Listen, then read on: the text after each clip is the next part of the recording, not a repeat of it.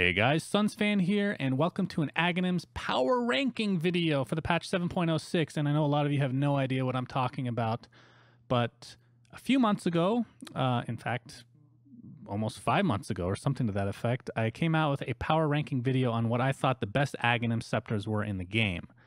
And if you're a sports fan, traditional sports that is, you'll know that a lot of their sites do power rankings of teams. So I thought, since I'm so obsessed with Aghs Scepter, why not just do a list of my own? The first list, much to my surprise, was actually, it got quite a bit of traction, which I was really surprised with. It was just something I wanted to do for fun. So here I am updating it. And in fact, I kind of just redid it from scratch. And not going to lie, it took me a lot of time, more than I will ever admit. And of course, first disclaimer I have to say is go on my website, sunsfan.gg.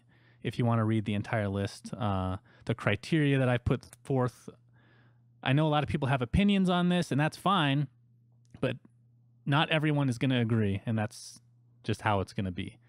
Because you have to take a lot of things into consideration as far as the criteria is concerned, like how often an Aghs is picked up, or if it fits into the itemization of the hero, the power of its potential, or even just the theory crafting of how good it could be, and then the actual power in terms of numbers. For a hero's Aghs Scepter upgrade. And it's cool because Aghs used to be super generic way back in the day when they came out in Dota 1. They were just for a few heroes, and it just upgraded their ultimates like to make it like a level 4 ultimate, I guess you could say. But they've become much more unique, which makes it much more complex, especially with the talent upgrades that have come out since 7.00. I mean, 98 of the 113 heroes in the game have Aghs now, which is crazy to me. And the even crazier thing is most of them are actually good. So if you see out of the 98 that I have listed on this site, something at like 70, it's probably still good. It's only like the bottom maybe 10 that I would say are pretty garbage. But that, of course, is an opinion. So you have to let me know if you agree or not. So what I'm going to do right now is go over the top 10. And if you want to see the rest, you'll have to go on the website because, well, I don't want to spend an hour and a half doing a video that you're probably not going to watch anyway. So just let me know if this is something that you enjoy, by the way, because I have absolutely no clue. But yeah, without further ado, let's do the top 10. Keep in mind that this is my opinion, so feel free to disagree. There's no perfect system for something like this. Yeah, okay. So as you can see, I've broken it up into 10 tiers. So tier 10 is the worst, tier 1 is the best, and I've kind of put some meme headings. It's not evenly distributed by any means. It's just everything's separated to the point where I feel like there's a separation of power level. So for the third tier, which we're calling Puppy's Headset, number 10 is Tiny. As you guys know, he gets a big fat stick that he can do lots of damage with, and a lot of people don't realize it increases his toss damage. Obviously, it increases attack range since you're going to be whacking at people with that tree, and the crazy thing is the cleave and bonus damage to buildings. So if you go on the website, obviously you can click on these bad boys to read a little bit more if you want. This means this has gone up 1 spot. So in my last list, which was 6.8, was it 6.89, the one right before 7. Whatever was right before 7.0. It means this used to be number 9, or sorry, number 11 on my list. So it's gone up 1 spot. And then within these little confines here, the changes, it's not just changes for the hero, but it's changes that relate to the Aghs itself. So in this case, the cleave has been changed slightly. And then the talent synergies, the talents that synergize directly with the Aghs Scepter.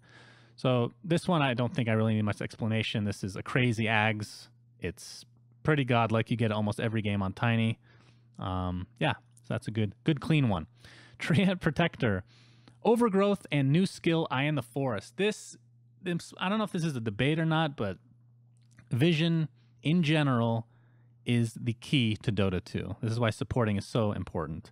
This used to be number 12 on my list, but it's gone up 3 spots. It is counterable by knocking down trees, but you are forcing the enemy team to do that. This would be higher if Treant had an easier time picking up Aghs Scepter in general. But, I mean, he is a tree after all. He can only get a couple items a game in all likelihood. But he does have a level 15 talent that gives him 90 gold per minute, so that's kind of nice. Yeah.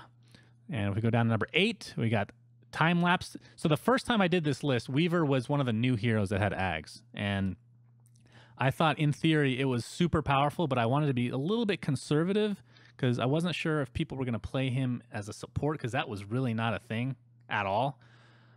So I had him 6 spots lower than before, but he's gone up because people play him, well, both in core and as support. And when you pick him up as support, my God, time-lapse is disgusting.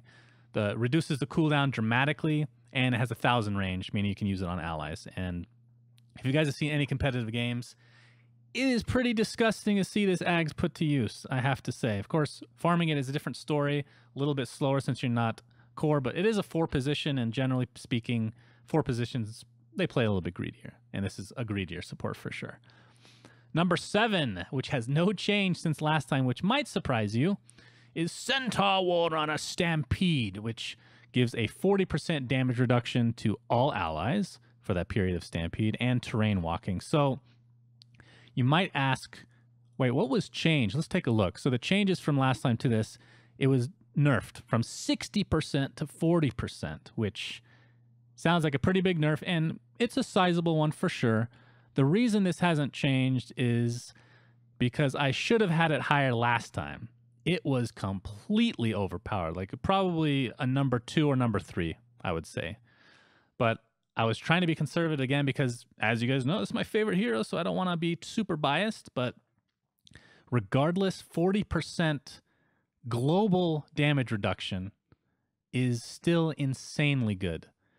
Centaur has kind of fallen off in favor as far as picks are concerned, but if he was picked, this would still be an item. It's not like that's changed at all because of these nerfs.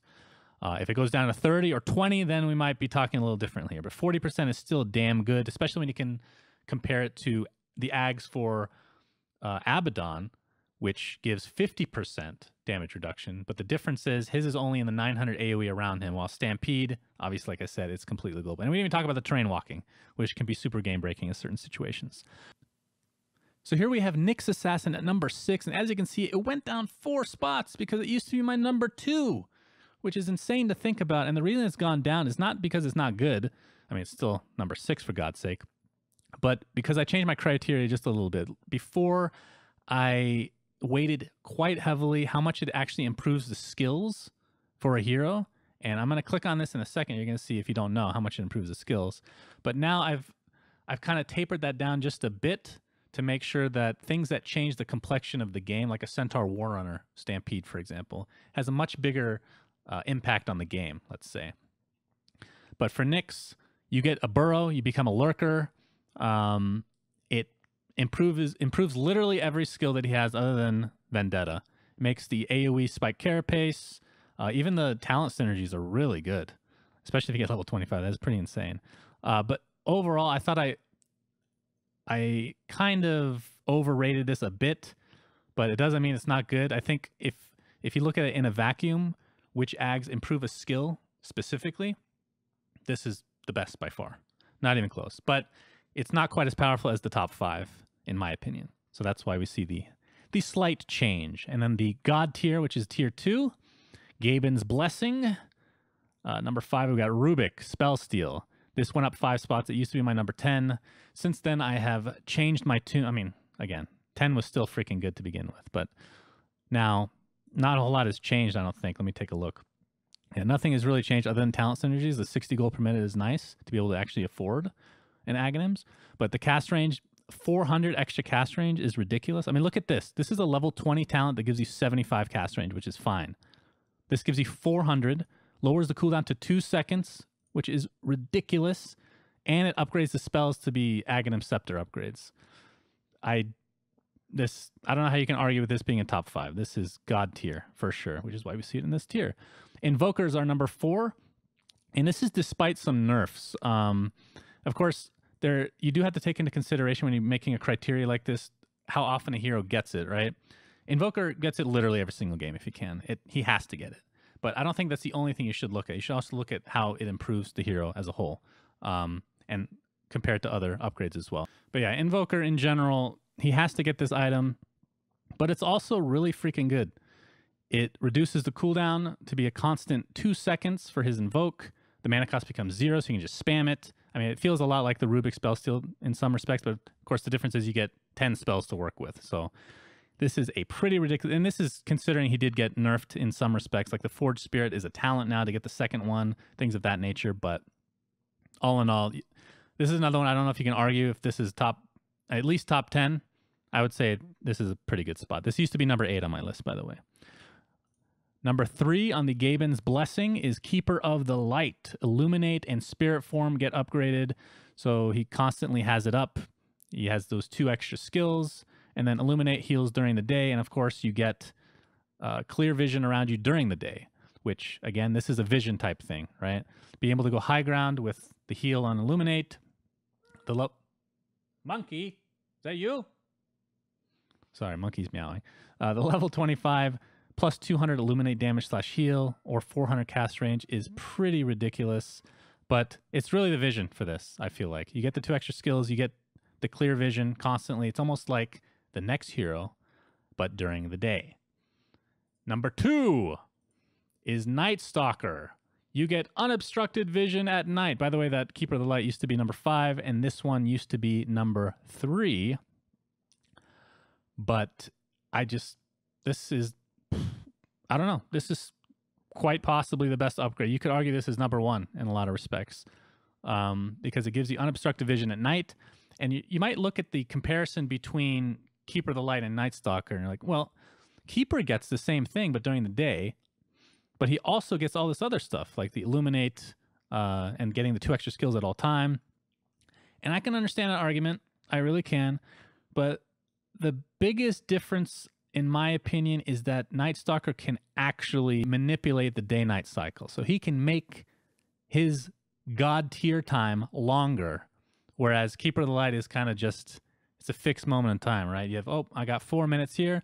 Oh, it's nighttime. It's not nearly as powerful anymore, so just got to wait. Night Stalker's like, I'll just press R. That's all good. And then the second part of that is, remember that darkness, it lowers the vision of enemy towers and wards and the heroes themselves. It is disgustingly powerful. Quite possibly the most powerful mechanic in the entire game. That's why we see it at number 2. And you might be wondering, what could possibly be better than this? What could be number 1 on the Aghs ranking? Well, it's Ike's Frog's concoction because it's a class of its own. It's Alchemist. No change. And I don't see this changing anytime soon, despite him being nerfed. Yeah, he's going to make a little bit less gold, but he still farms like a mother effer. Being able to... Now, Alchemist does hold, technically speaking, even though I don't have it on the list, he holds the label of being the best Aghs and worst. If he gives himself an Aghs, that's by far the worst in the game, right? But that's not what we're considering here. Being able to give Aghanim Scepter to allies is so game-breaking and, in my opinion, super fun to watch. It just changes the complete complexion of the game, in my opinion. It makes... And again, you're going to have to look at the full list for all the heroes because there's some crazy-ass Aghs in the game that you may not even know about. Certain heroes, like, let's just throw one out there, like a Lifestealer. Lifestealer, I'm going to be a little bit of spoiler here, it's a pretty horrific Aghanim Scepter. Mainly because you can't fit it in your item build at all.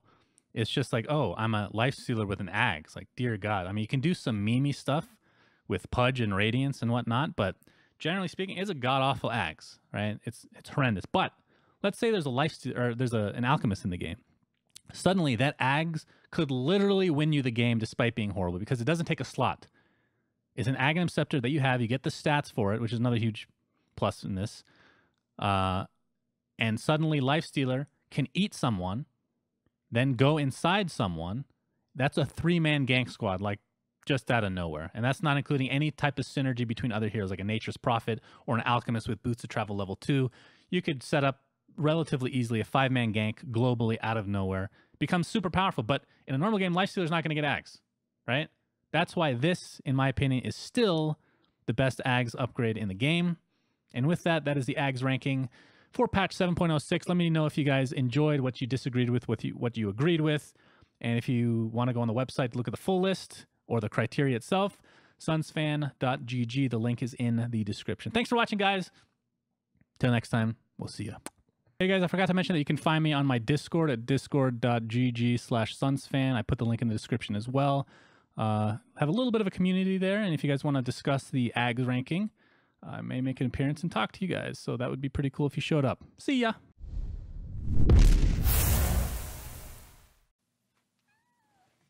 What are you meowing for?